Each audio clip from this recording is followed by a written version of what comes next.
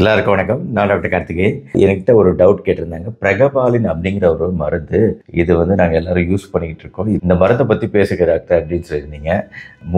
மூளையிலிருந்து கீழே வரக்கூடிய இந்த தண்டோட ஸ்பைனல் கார்டு மெயினாக நரம்பு சார்ந்த வலிகளுக்கு, நியூரோபத்திக் பெயின் அப்படின்னு சொல்லக்கூடிய வலிகளுக்கு இந்த பிரகபாலின் அப்படிங்கிற மருந்து கொடுக்கப்படுது. வெவ்வேறு பிராண்ட் நேமில் வருது. இந்த பிரகபாலின் 82.5 mgன்னு பார்த்துருப்பீங்க அநேகமாக. இந்த 82.5 மில்லிகிராம் பிரகபாலின் என்ன பண்ணுது அப்படின்னு கேட்டிங்கன்னா, பேசிக்கலாக நம்ம மூளை மற்றும் தண்டுவட பகுதியில் நரம்புகளுக்கு இடையில இருக்கக்கூடிய சிக்னல் டிரான்ஸ்மிஷனை நியூரோ டிரான்ஸ்மிட்டர்ஸ் அப்படின்னு சொல்லுவோம். ஒவ்வொரு நரம்புக்கு இடையிலையும் இந்த மூளை தண்டுவடம் எல்லாமே நரம்பு செல்களால் ஆனது, நியூரான்ஸால் ஆனது. சின்ன சின்ன நியூரான்ஸ், இந்த ஒவ்வொரு நியூரானுக்கு இடையிலையும் ஒரு கம்யூனிகேஷன் சிக்னல்கள் கொடுக்கும். இப்போ டியூப் லைட் அப்படின்னா எலக்ட்ரிசிட்டினால எரியுது. அதே மாதிரி நான் ஏற்கனவே ஒரு வீடியோவில் சொல்லியிருக்கேன், நம்ம நரம்பு முழுக்க எலக்ட்ரிக்கல் ஆக்டிவிட்டியோட கெமிக்கல் ஆக்டிவிட்டி ரொம்ப அதிகம், கெமிக்கல் கண்டக்ஷன்.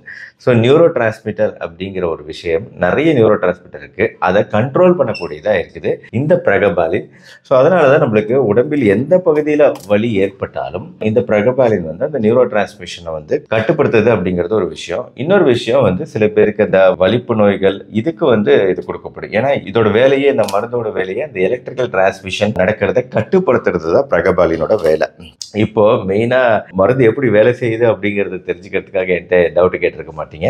நீங்க எதுக்கு டவுட் கேட்டிருக்கீங்கன்னா, பேசிக்கலா இது சாப்பிட்றது நல்லதா, இதுக்கு பக்க விளைவுகள் இருக்கா அப்படிங்கிறது தான் எல்லாரும் தெரிஞ்சுக்க வேண்டிய விஷயம். அதை குறித்த விழிப்புணர்வு தான் இன்னைக்கு வீடியோவில் நான் ஏற்படுத்த போறேன். முதல்ல பக்க விளைவுகள் அப்படிங்கிறது கட்டாயம் இருக்குங்க. நிறைய பேஷண்ட் பக்க விளைவுகளை ரிப்போர்ட் பண்றாங்க. நிறைய பேர் என்ன பண்றாங்க, கொஞ்ச நாள் ஆரம்பிச்சுட்டு அதை வேலை செய்யல அப்படின்னு நினைச்சு நிறுத்துறவங்களும் இருக்கிறாங்க. பொதுவா இது வேலை செய்யறதுக்கே கிட்டத்தட்ட 3 வாரங்களுக்கு மேல எடுத்துக்குது. ஆனா அதுக்கப்புறம் அந்த வலிகள் குறையுது. இருந்தாலுமே கூட இதுல இருக்கக்கூடிய ப்ராப்ளம்ஸ், பொதுவான சைடு எஃபெக்ட்ஸ் தலை சுற்றல் சில பேருக்கு வரலாம், தலைவலிகள், வறட்சி, மவுத் ட்ரைனஸ், வாய் வறட்சி வரலாம், வாந்தி, மலச்சிக்கல் போன்ற விஷயங்கள்.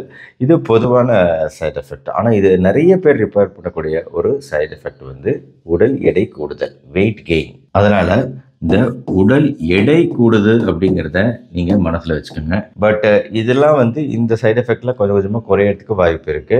பெரிய டேஞ்சரஸ் பக்க விளைவுகள் கிடையாது. பொதுவா இந்த பக்க விளைவுகளை மேனேஜ் பண்ணிக்கலாம், இருந்தும் அதை கண்டினியூ பண்ணலாம். ஆனா எப்ப டாக்டர்கிட்ட நம்ம ரிப்போர்ட் பண்ணணும் அப்படின்னா இந்த மாத்திரை சாப்பிடும்போது பார்வை கோளாறுகள், பிளட் விஷன் ஏற்படுது, பார்வை மயமயன்னு தெரியுது, ரத்த கசிவுகள், அன்யூஷுவலா அதிகமான ப்ளீடிங் ஆகுது, இல்ல லைட்டா அடிபட்ட கூட அந்த இடத்துல கீழே ஒரு ரத்த கட்டு மாதிரி சீக்கிரம் ஏற்பட்டு போகுது, தசை வலிகள், மசில் பெயின், தசை வலிகள்லாம் ரொம்ப அதிகமா இருக்கு. ஜென்ரலாவே உடல் சோர்வு ரொம்ப அதிகமாகிட்டே போகுது. ரொம்ப வீக்னஸ் நீங்க உணர்றீங்க. கை கால்கள் கணுக்கால் பகுதியில எல்லாம் வீக்கம் வருது, அது அதிகமாகிட்டு இருக்கு அப்படின்னா இந்த மாதிரி சூழ்நிலையில நீங்க கண்டிப்பா ரிப்போர்ட் பண்ணணும். பிரகபாலின் கண்டினியூ பண்ணுமா இல்ல ஆல்டர்னேட்டா அப்படின்னு சொல்லிட்டு.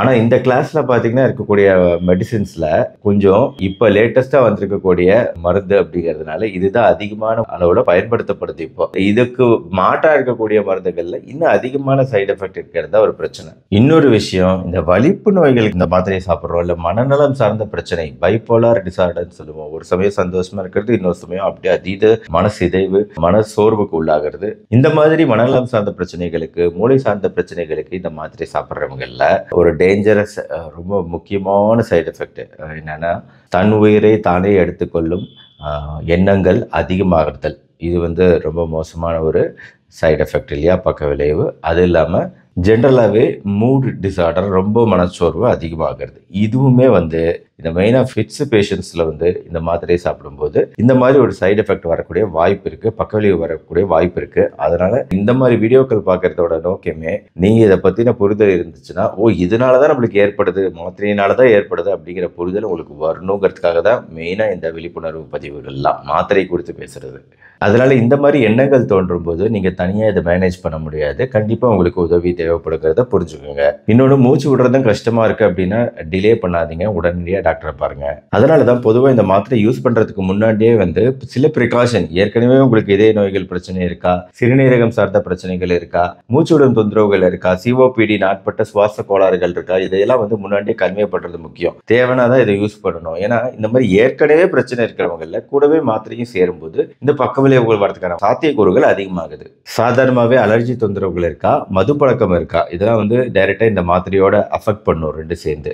மெயினா இன்னும் முக்கியமான விஷயம் என்னன்னா, வேற என்னென்ன மாத்திரைகள் நீங்க சாப்பிடுறீங்கிற புரிதலும் அவேர்னஸும் முக்கியம். இப்போ ஏற்கனவே வலிகளுக்கு ஓபியட் மாத்திரைகள் ஏதாவது சாப்பிடுறீங்க, இல்ல தூக்கம் வரதுக்கான மாத்திரைகள் சாப்பிடுறீங்க, இந்த மாதிரி மாத்திரைகளும் இதுவும் சேரும்போது இது இன்னும் பிரச்சனைகள் அதிகமாகும். ஏன்னா இன்டராக்ஷன் இருக்கு இரண்டு மாத்திரைகளுக்கு இடையில. ஏன்னா எல்லாமே மூளை சார்ந்து வேலை செய்யக்கூடிய மாத்திரைகள் சாப்பிடும்போது இந்த மாத்திரையை சாப்பிடுறோம் அப்படின்னா இன்டராக்ஷன் இருக்கு. இந்த மாதிரி பொதுவான மாத்திரைகள் இது குறித்த டவுட் இருந்துச்சுன்னா கீழே கமெண்ட் செக்ஷன்ல கேளுங்க. அந்த மாத்திரைகள் குறித்தும் நான் அடுத்தடுத்த வீடியோக்கள்ல நான் இதை குறித்து பேசுறேன். ஸோ ஆக பிரகபாலின் குறித்த ஒரு விழிப்புணர்வு பதிவு இது. இந்த மாத்திரையை சாப்பிட்றவங்களுக்கு இந்த தகவல்களை ஷேர் பண்ணுங்க. இந்த வீடியோ பிடிச்சிருச்சுன்னா லைக் பண்ணுங்க.